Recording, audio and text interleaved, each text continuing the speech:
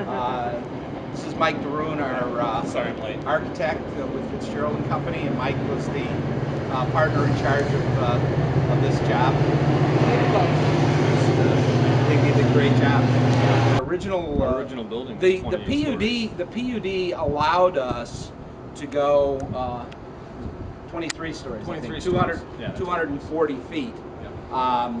The general ordinance which governs land developments in Evanston, but anywhere between standard zoning and the allowances is pretty much at the discretion of the city council.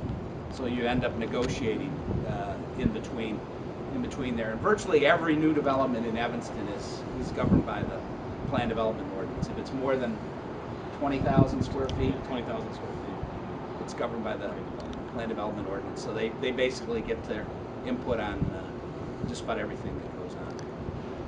You mentioned that the original design was more of a kind of turn-of-the-century red brick look.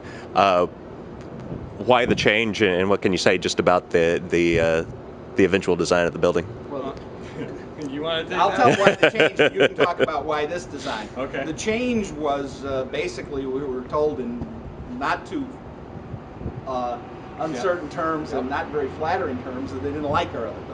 Okay. Okay. So we had to go back to the drawing board, and then Mike came up with this building. I'll let Mike tell you kind of the motivation behind the actual look of the building. Yeah. We were basically told they wanted a modern building. They didn't want a ye olde type building. Mm-hmm. So we brought a new senior designer into the project to work with them, and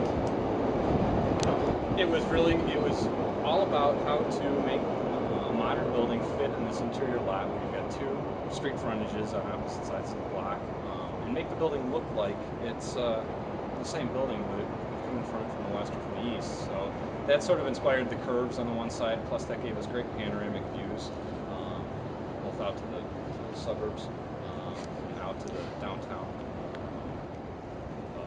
of the city of Evanston, which is really where you get your more active views at night.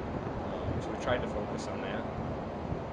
But the modern aesthetic really came out of trying to keep a very simple, minimal type building that was glass and concrete, but it also gave us a way of achieving the LEED standards that we wanted to meet in energy and other things.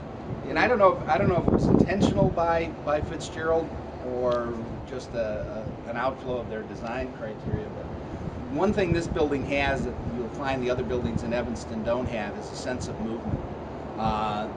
The curved sections of the building, a lot of people described it. It looks like a ship. It looks like a sail. The other buildings are very much rectangular and don't have much interest or sense of movement. This building looks like it's alive and moving, you get that with the relationship to the trains. I mean, it's a transit-oriented design. It sort of responds to the fact that the Metra and the L are both right here. As I said, it gives you those panoramic views. Love the north views, which is looking at downtown Evanston. You can see the Baha'i Temple in Wilmette.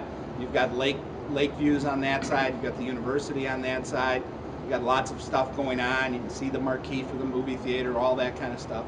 On the other hand, there are people who love the south views because you'll see you've got a complete view of downtown Chicago from anywhere above about the 9th or 10th floor of the building, and our residences start on the 5th floor, so you don't have to get up real high to get a pretty good view. So Evanston is a little bit of not a little bit, it is a peninsula. Surprisingly, we didn't realize that until we got up in the building. But you can see lake from almost 270 degrees from this building. So we have lake very, very far to the northwest, and we have lake, not quite as far to the southeast, but there's lake really on three sides of the building.